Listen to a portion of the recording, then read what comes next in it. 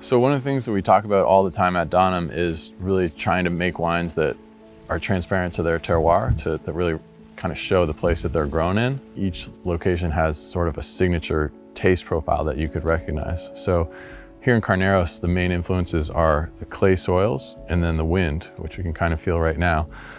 So I think what that leads is the clay kind of gives it a little bit of an earthy feel, and then the wind keeps the afternoon temperature much lower than elsewhere in Sonoma. So that keeps the fruit more on the red spectrum. So in Carneros, you're gonna find a lot of strawberry, cherry, and then this kind of savory, earthy characteristic. Sometimes I call it sassafras or like root beer or something like that, that really kind of shows through in those wines.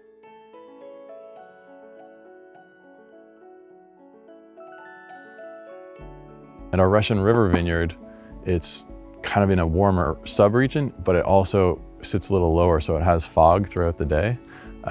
What that means is you kind of slow down the photosynthesis with the fog, and you have this slower ripening, so the flavor is really ripened, so you tend to veer more towards darker blackberry, maybe even plum, black cherry for sure. And because the soil there is lighter, it's more sandy, I think you get less earthiness, so you really have this dark fruited, kind of very fruit forward wine.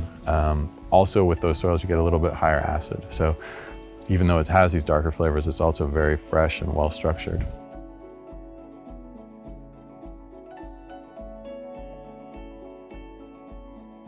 And then up in Anderson Valley, the big influence is the proximity to the coast. So that's within 6 or 7 miles of the ocean. That means you have kind of a very cool shoulder seasons. It can be hot in the summer. So I tend to think of Anderson Valley sort of in between Carneros and Russian River flavor profile wise. It's got a little bit of earthy or almost woodsiness there. You have a lot of redwoods, you're kind of in the trees. And then it's got kind of this iron rich red soil, which kind of leads to a little bit more of a lush, slightly lower acid, a little rounder mouthfeel. So kind of combines elements of both some of the red fruit of Carneros, some dark fruit as well, and then just this really distinctive woodsy, almost even minty characteristic.